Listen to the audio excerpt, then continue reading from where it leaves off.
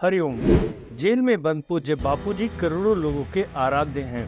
पूज्य बापूजी पूरी दुनिया में अध्यात्म की गंगा बहा रहे थे और पूज्य बापूजी के करोड़ों भक्त उनके आश्रमों में अरबों करोड़ों का दान भी करते थे। इसी वजह से पूज्य बापूजी के आश्रमों में कुछ ऐसे लोग भी आ गए जिनके अध्यात्म से ज्यादा उनके धन पर नजर रहने लगी और सन 2000 के बाद आश्रम में रहने वाले कई लोग आश्रमों से पैसा गबन करते हुए पकड़े भी गए और आश्रम से निकाल भी दिए गए और धीरे धीरे ये लोग इतना बड़ा खजाना देखकर खुद को रोक ना सके और संचालक और ट्रस्टी बनने की होड़ सी लग गई और कई लोग देश के 500 आश्रमों में से कई आश्रमों के संचालक और ट्रस्टी भी बन गए। संचालक और ट्रस्टी बनने के बाद इनके गिरोह बनने शुरू हो गए, जिस पर पूज्य बापूजी ने कई बार डांट फटकार भी लगाई, लेकिन इनकी संख्या समय के साथ बढ़ती चली गई और साल 2011 में आश्रम के अंदर बुनी जा रही थी एक साजिश और बापूजी को पता चलते ही सब सकते में आ गए।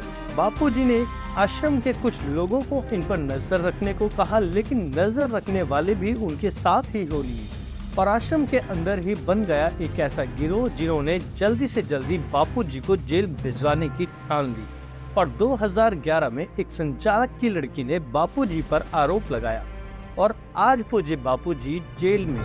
लेकिन पूज्य बापूजी के जेल जाने के बाद सबसे पहले उनके परिवार को फंसाया और जब माँ और बेटी को बेल मिल गई तो आश्रम के ऑफिशियल चैनल से उन्हें बदनाम किया जाने लगा ताकि साधक सिर्फ आश्रमों द्वारा नियंत्रित किए जा सके और पूरे परिवार व अन्य लोगों को रास्ते से हटाकर अब बापूजी का केस भी ये गिरोह खुद ही लड़ने लगा। इतना ही नहीं, भक्त आश्रमों में आते रहे उसके लिए इसी गिरोह के लोग खुद ही सत्संग भी करने लगे।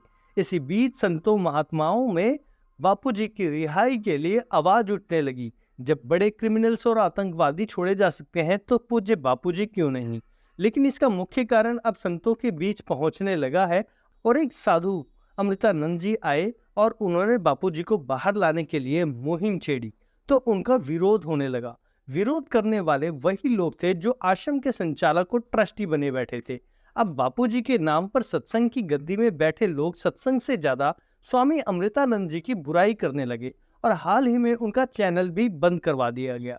एक साधु जब एक संत के न्याय के लिए आवाज उठाता है तो उसका विरोध आश्रम द्वारा क्यों किया जाता है? ये बहुत ही सोचने योग्य बात है। आप सभी विचार करिए। हरिओम।